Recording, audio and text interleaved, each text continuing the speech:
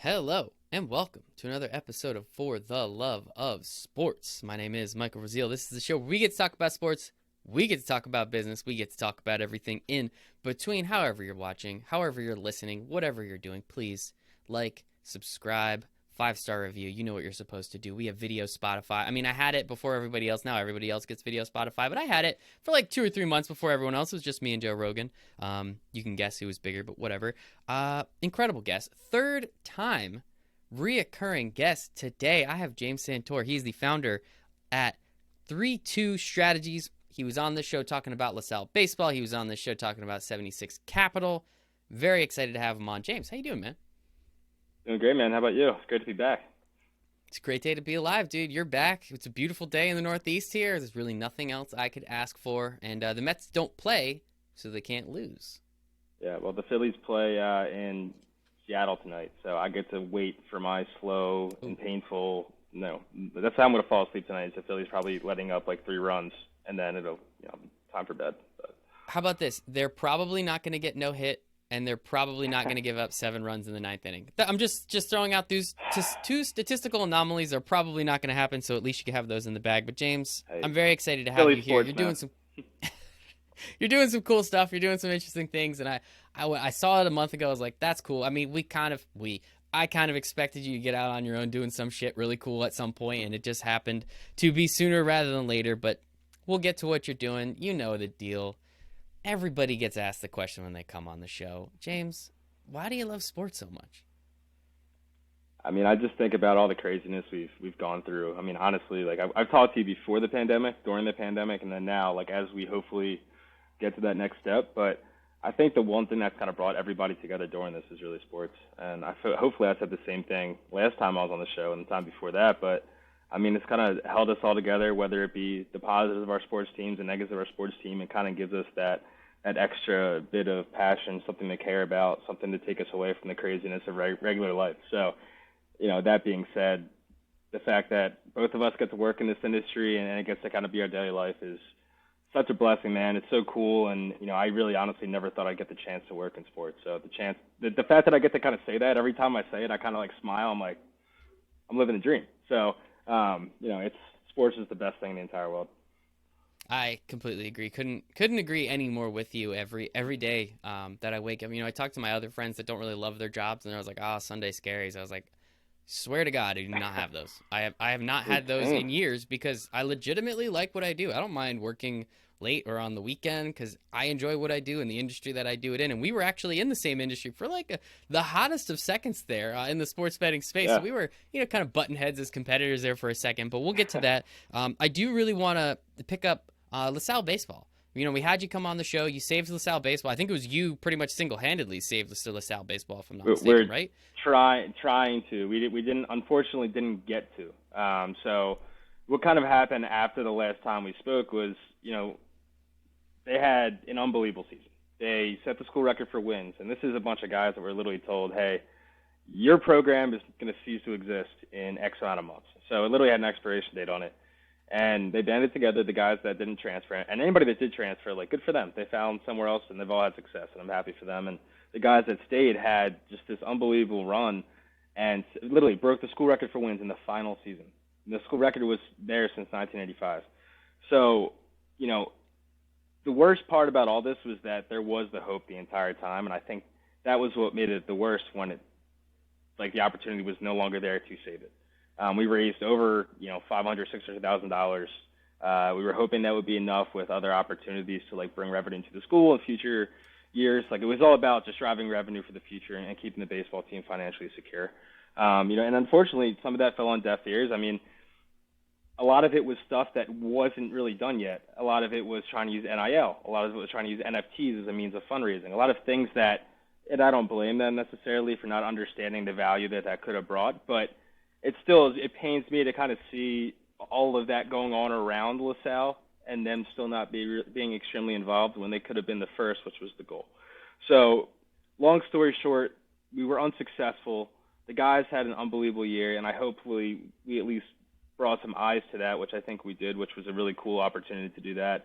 And now all the guys are off at different schools, and I can tell you one thing, there's some guys at huge schools, some guys at smaller schools that are thriving. And I think everybody that went through the last process is in a much better place in their life now because they went through something like that and really just found a family out of it. So it sucks we didn't bring it back, but it was the craziest year of my life in that aspect. But it sucks. I miss it. But one thing I will say is no matter what I do, till I die, I will always be trying to save LaSalle baseball, and hopefully I can be financially, at a point where I can one day. That's really my goal in life, besides trying to actually do good for the world. And I think in a lot of ways that is. So. I was going to say, that lines up. You would be doing good for the world if you brought it back. And it obviously is unfortunate, but we've seen, what was it, just the UAB football team? Didn't they shut down and then everyone got up in arms and they came back and they just won a bowl last year? And that was a whole 3-year period. So, I don't know, man. It doesn't sound like it's definitely not over yet. As you said, you're going to continue to keep saving LaSalle baseball. I thought you saved it. I thought you were there. You had Dave Portnoy. You had everybody on your side. Yeah. It's very frustrating to hear that it wasn't able to come through. Look, there's a lot of things that happen. There's a lot of things that we couldn't control, that LaSalle couldn't control. And at the end of the day, it is a business decision, and I understand that. And, I think, again, the toughest thing was that my audience for it was the parents of the players. So it's just always delivering bad news is never easy, especially when it's something that there's so many financial aspects involved in it. There are so many there was kids coming here from Puerto Rico. There was kids that were coming here from all over the country that all of a sudden are like, what do we do next?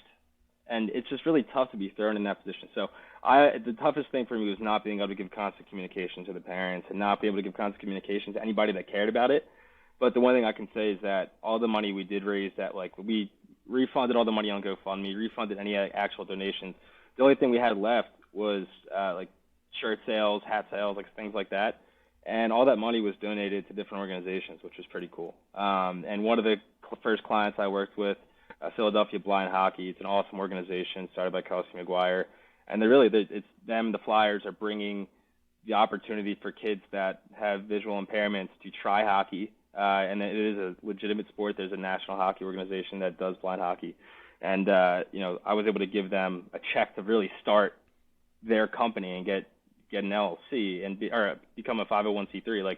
That's value, and that's better in the world through sports, and that's honestly what my dream of was doing with LaSalle baseball. And again, it didn't work out with LaSalle baseball, but now I'm in a position through 2 strategies to hopefully be able to do that same thing, which will hopefully eventually bring back LaSalle baseball. But it's all part of the story. Yeah, it sounds like the things that you learned through this year and change process of trying to save LaSalle baseball, you are now able to impart that wisdom and impart that knowledge that you learned onto all these other organizations that have the opportunity and the ability to work with. So it sounds like, yes, it's an unfortunate, thing that LaSalle could not be saved yet, but everything that comes from it, right? You think about the positives that you're already helping other people, you're already helping other organizations. This is a one-to-many. This is not a one-to-one. It would have been great if you could save LaSalle, but now if you can go save 10 other organizations because of all the things you learned from LaSalle, still sounds like a win in my book, man. Yeah, and look, again, the toughest part of all that is it wasn't, it's not about me. I was just an alumni, but it's about, it's tough when there's people that really had to suffer from this. For me, it sucked that I just really cared a lot. It was a big part of my identity. It really was my identity. So it sucked for me from that aspect. But financially, all the other things, it wasn't really the effect that the players and the parents had to deal with. So again, I'm lucky that I was able, it was a tough thing to swallow, a tough pill to swallow when I was told there was no chance at the end of the season. I just didn't know what to do next. Again, it was literally something I always had. It was just, when I would talk to people or introduce myself, it's I played baseball at LaSalle, and that's something I was always proud of. And then that gets taken away, and then again, I didn't want to be the face for it. I was just trying to help from behind, and all of a sudden I get thrown onto a freaking camera with Dave Portnoy. I did not want to do that. It wasn't it just happened. And next thing you know, again, all that's gone, and you have to tell the people that, hey, it's not here anymore. And that's just I'll never forget that moment. It sucked, but again, it was. We'll go through the rest of what I'm doing through strategies, but everything happens for a reason. And it was a tough time for me, tough time for a lot of people, but I really think that everybody that was involved in that process has come out a better person for it. And I really hope that's the case. 100%, man. And we appreciate what you did and what you're going to continue to do. Because, I'm pretty confident that there will be an alumni in LaSalle named James, and he is gonna, he's gonna write a blank, let's call it a blank check. He'll write a blank check and make sure that we're all coming back on board. So I'm excited. Hey, wish, you expect, declare, man. You know how all this shit works. We're on the same wavelengths with that kind of stuff. So I'll see you at Hank Vincent Field in 2 years. Yeah. Oh, how about this? I'll make enough money and I'll just donate. Just give me like the home plate or something. Michael Rasile home Home plate. plate. That's got a ring to it. Dude, I got much more for you than that. Come on. I was gonna give Portnoy the I'll home take. plate, like behind home plate. I'll give you the freaking scoreboard if you're gonna help donate a field. I think I might be able to do that, man. I like the sound of it. Good stuff, dude. So now I'm curious. So obviously that was, I mean, that wasn't that was a labor of love. That what you were Yeah, doing with let's save LaSalle Baseball. You are also making money over this period of time, right? This is a business show, so we like to talk about making money a little yes, bit. And so you were working with thank God. 76 Capital. Make sure to go back. I know a lot of things have changed since then. James did give us an awesome interview on everything 76. I mean, was doing at that time. I know they're blowing up the whole space in terms of sports and venture capital. They're an incredible company run by Wayne over there. Just some awesome people. So I appreciate everyone that I've had on from the show. But you also spent a minute, it looks like, at Fubo Sportsbook. So I remember last time I spoke to you, we just kind of had a phone conversation. You went out to Chicago. You moved out to Chicago to start working for this startup sportsbook company. And I was like, dude, that's awesome. I work for a sportsbook company too. And, you're doing some similar things. And a couple of months later, I was like, oh, now James is starting up his own thing. This is pretty awesome. So talk to me. What are the timeline of events? Why'd you go out to Chicago? Tell me a little bit more Yep. about what you were doing at Fubo and then what eventually led to what you're doing now. Yeah, and the one thing I want to say, and I try to say this anytime I talk to somebody about what I'm doing now, but 76 Capital was like the most unbelievable opportunity in the world for me. And there's zero shot I would be sitting in this chair in Chicago talking to you right now about working in sports if it wasn't for 76 Capital. So like I can't even express how grateful I am that I had that chance to be Wayne's chief of staff and then director of marketing.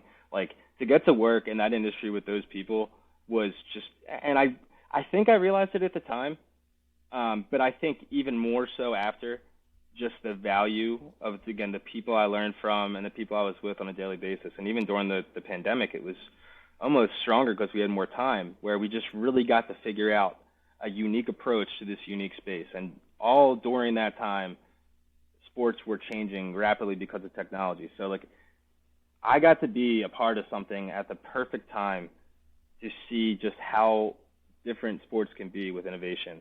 And again, that all starts with Wayne and Chad and John and the rest of the 76 team. I mean, it was just like such an unbelievable opportunity. And I never wanted to leave. Honestly, I never would want, like I never thought I was going to. And then an opportunity opened up with one of our portfolio companies. So I had helped kind of like go from, it was one of the first companies I was off from point A to point B, or I guess from start to end, where I saw the initial pitch, we did the due diligence process, and then we invested.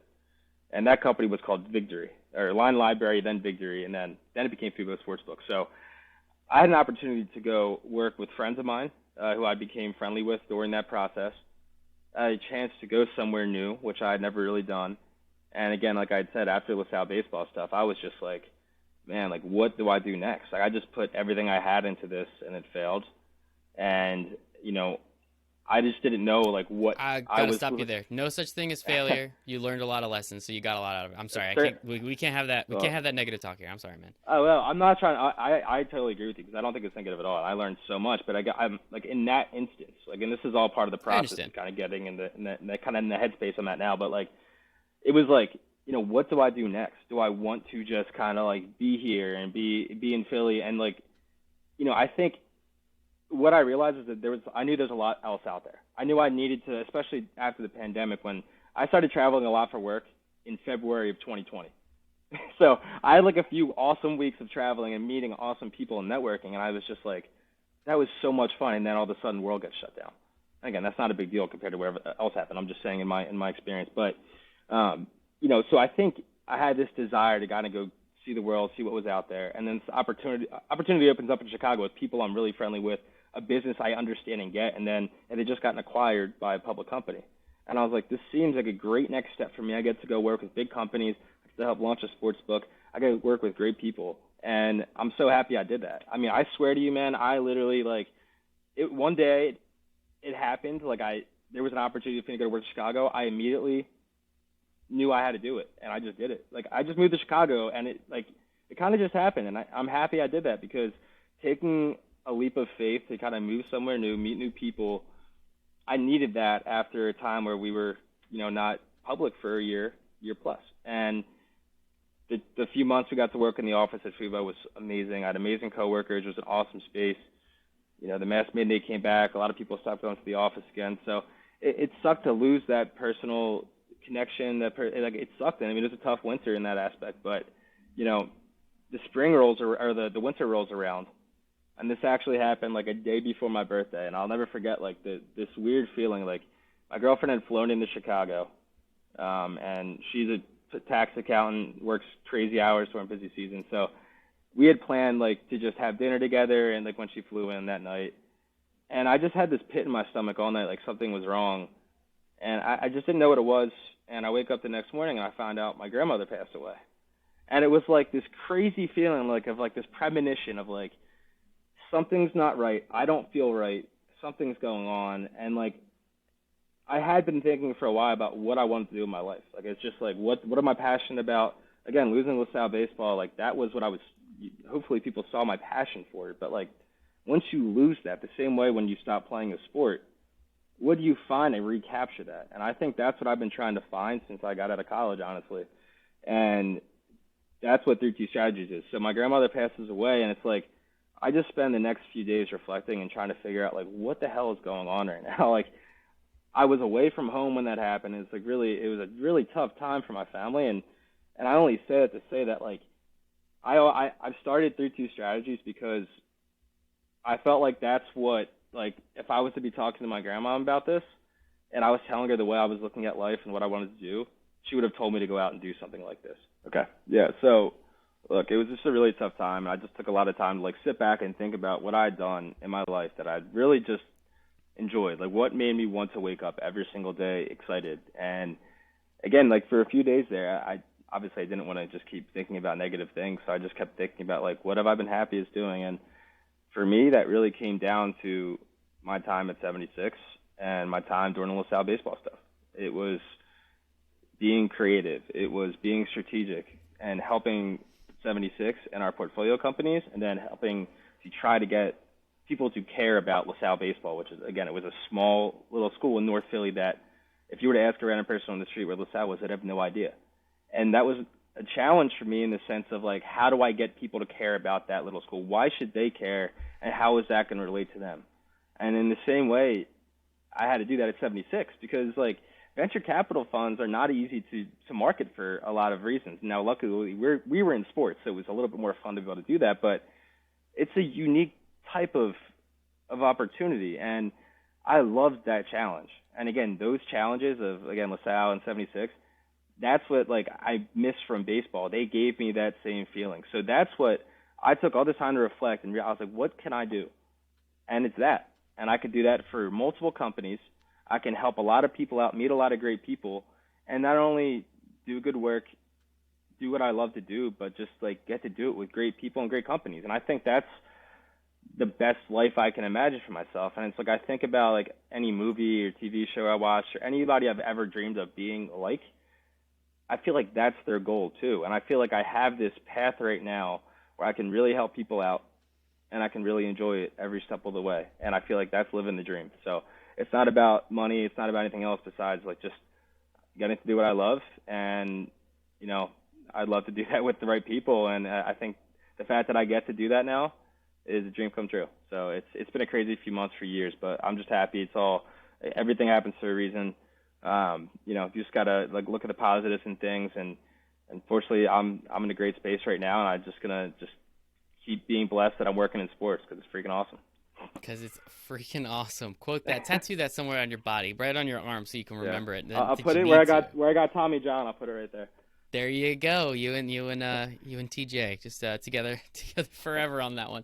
I guess so. Like with that though, so obviously, it's as you said, everything happens for a reason. I like thinking of it as everything has a reason that it does happen, right? There is something that's there, whether you want to see it or not, whether you pick it up or if you do anything with that. That's kind of up to you. You know it right? at the time too, and if exactly. You know it again, it's just always being aware of that and conscious of that too. Yep. Yeah. Self-awareness. That's a superpower. It seems like you're well on your way to another Marvel hero. I mean, you got the muscles for it, man. You might as well. But so talk to me a little bit. 3-2. Is that Michael Jordan? Just want to confirm. No. You are in Chicago, so I kind of have to like. No. So it's James Santore, who was a very subpar pitcher at LaSalle University. But again, that's Love it. self-deprecation. That's just how I am. But Love it. excuse me. I thought it was a cool way. Like when trying to think of a name, I was just like, man, what makes sense? Like, what can I? And this is again why I love what I do right now, because that process for me, again, I have these self-reflective times. I'm trying to figure out what I want to do. And I was thinking, like, what can I do that really shows what I'm about and that I'm proud of seeing every time I look at it? And that's how I think of any company. And I'll compare it to, like, why I'm wearing an Eagles shirt right now and why I wear literally anywhere I go to in Chicago, and anybody in Chicago can attest to this, why I wear Philly sports stuff every single freaking day. Every day. And it's because I'm so passionate about this team and my brand and any brand I get to work with, because like that's what you have. So I was thinking about what I could take from Salle Baseball that I was still passionate about, and that was my number, which I'll never forget. My roommate, shout out Joe Ravert. One day he like said or texted, I forget what it was, but he called me 3-2. And I just liked the way that sounded, and I liked that was what he saw me as. It's like my number when I played baseball with him. And that was a special time in my life. So I thought it was a cool way to kind of bring that back. And then I have the telescope on top as well, which is a way of like kind of, again, saying thank you to LaSalle for the memories. And there's 4 stars in there for Chicago for where I incepted the idea. And then it's the Phillies retro colors for when they won a World Series in 1980. I love that powder blue and maroon. So I had to pay tribute to Philly too. But I just wanted to bring it all together. And I thought that's what like a brand is, and it's being passionate about that. So. Yeah, and it's the things that you're most passionate about, right? You put the things that you care about the absolute most into one logo that will now essentially, you will be the face of, you will be the representation of moving forward, and vice versa, right? That brand is also going to represent you everywhere you go, which I think is pretty important. Yeah, and I think it's one of the questions I ask anybody I want to work with. It's like, why do you have this the way it is? Like, I need you to sell me on your own, yourself, your company, because if you can't sell me on that, how are you going to sell your customer? Like, there's all these processes that kind of just go into being like, it's just a conversation. It needs to be an open conversation, and that's what I really enjoy having with a lot of the people I've been working with, is like, hey, you have these assets. What do you want to do with them? What is your goal, and how do we get there? And that's the fun part, is being creative, getting there. And it's not a science, but it's an exercise of just trying to be creative and thinking and trial and error. And I think that, again, that's why I wake up every morning, and it's freaking awesome. I keep saying freaking awesome. I mean, it really is. I'm so happy to be doing this, because getting to talk to people who are just as passionate about their brands as I am about mine, like that's how success happens. So it's been a really great start to this. You talk about waking up. I remember you used to do, what was it, 10K before 10 a.m., something along those lines. Are you still doing those? So I don't do 10K before 10 a.m. I don't think they're still doing it officially, but I still like I'm a very routine-driven person, and my morning starts. I started something called, it's part of 3-2 strategies, called Philly Sports Today, and again, like doing something I'm passionate about, clearly Philly sports, but it's a way to kind of show what I could do from a graphics, video perspective, a social and voice perspective, and then also just a social growth. I mean, that's a lot of what I'm doing is social and digital marketing. So proving that I can do it on my own with something I'm passionate about, and then being able to translate that to a brand. But I wake up every day, and that's what I do before I do anything. So usually wake up at like 5 a.m. I'll do my Philly Sports Today stuff, go work out, work a little bit longer. I'll do something else. Like, it's finally, the sun's out for the first time in 3 months in Chicago. So like, I'll go try to go outside and do something active. Like, my days are awesome because it's just my schedule, and it's just me making sure I get to make sure that when I'm most creative and when I feel ready to, like, and the whole time I'm doing other things, which is the best part about working in sports, I feel like, as a sports fan, I'm always thinking. I'm never not working, because when I'm doing something else, I'm at a bar, I'm watching a Phillies game.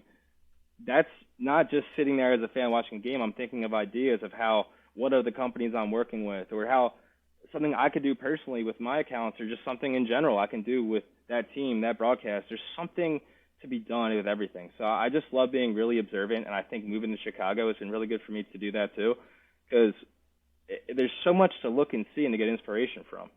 And I think that's like something that I think I've really started to do more, and it's a crazy process, but I love it.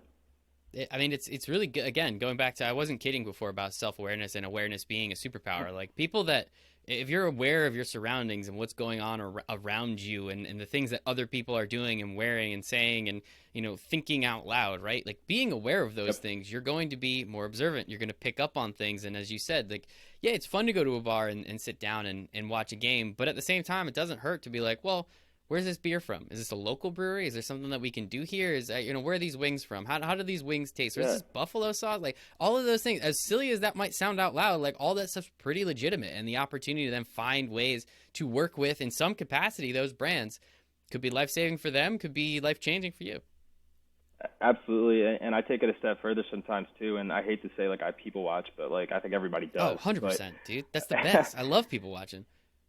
But yeah, but like I look at some of the clients I have and some of the people that these brands that I'm working with are going to be targeting, and I'm in a public place and I see people that would be that demographic or those consumers. What are they doing? Like, what are they doing, and what are they doing differently than me? Because just because I do something a certain way or I consume something a certain way doesn't mean everybody else does. And I think again that awareness of that from a marketing perspective is so important. And I think that's like. Sometimes, again, a lot of the companies I'll be working with, and I guess I haven't really even gone into exactly what I'm doing yet. So that was going to be my next question. Don't worry. Yeah. But it's exactly that. Like it's like saying, hey, you have a great product, you have a great business. Like, how do we take it to the next level? And a lot of these people I've been talking to that are so smart and they build these unbelievable products or companies, it's just something they haven't really thought of yet. Sometimes to how to get your brand to the next level and why it's so important, whether it's from raising capital or just growing users, whatever it may be, like it's such an important piece of it. And I think for me, the brand building process isn't just a logo and colors. Like it's so much more than that. And I guess you can ask your next question or I can start flowing right into what I'm actually doing, whatever you like, but I'll flow into it. But yeah, so basically what I'm doing, it's a combination of marketing services and strategic consulting. And the marketing services could be anything from graphic design, video editing, web design, like podcast creation, all of those types of things that you're going to use for the actual brand of your company to be for the public image, the private image for investors, whatever it is. I want to do that for you. And that's something that I really enjoy doing is, again, being creative. So I think that serves a value for, again, a lot of these companies that may be raising capital or maybe, hey, like they only need X amount of posts a day. Like their marketing schedule is a little bit different than most. And they don't want to hire a full-time CMO or a full marketing team, but they want that output and they want that creative strategy.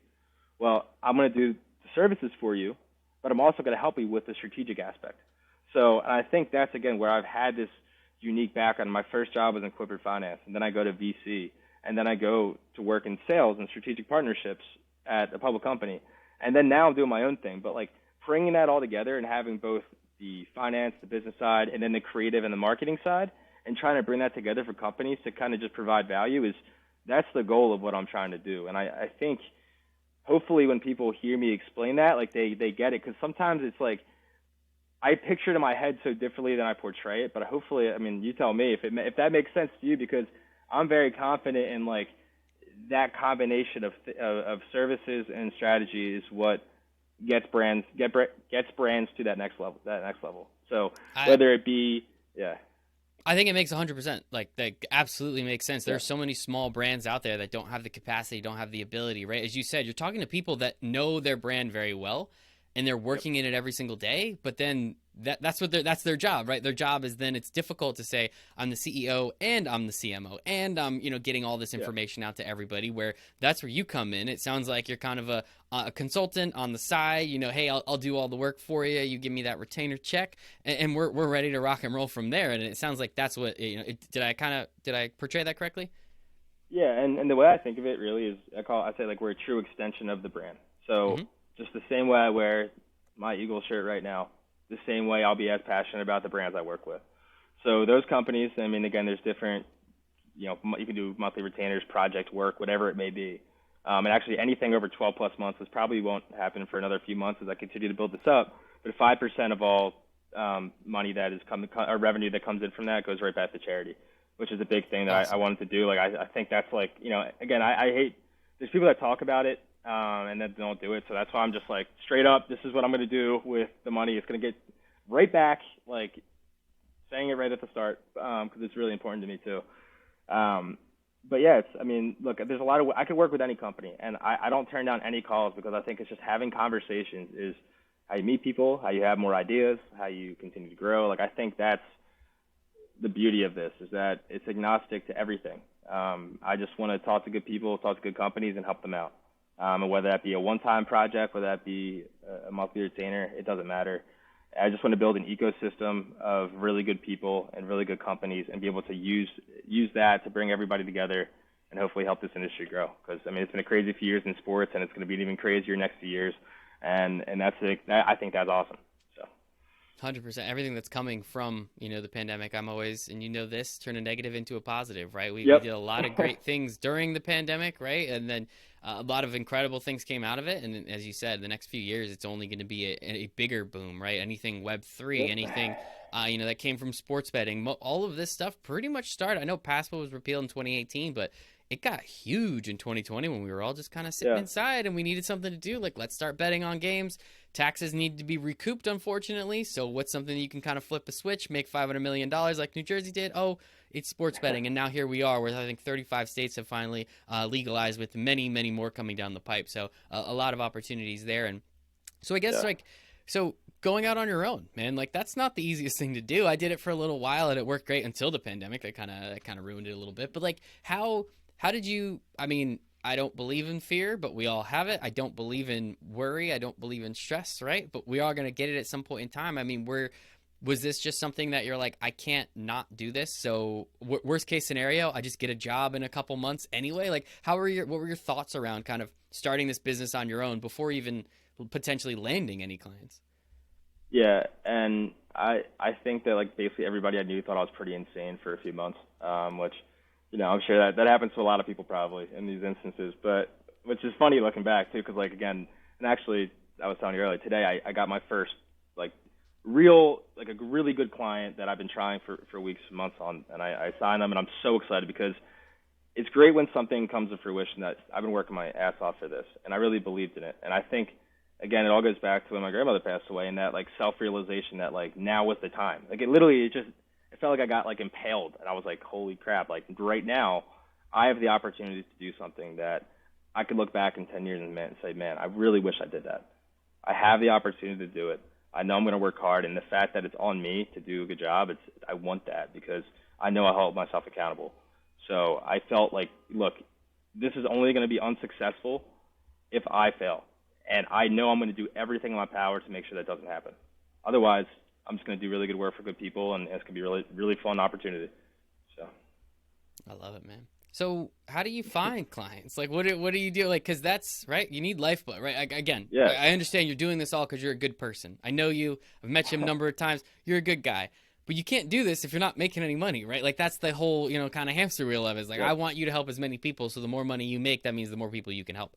How do you go about finding clients? How are you prospecting? I know you're a big networker, so are you kind of tapping into that network? What are you doing right now to find more of those big clients that you just landed?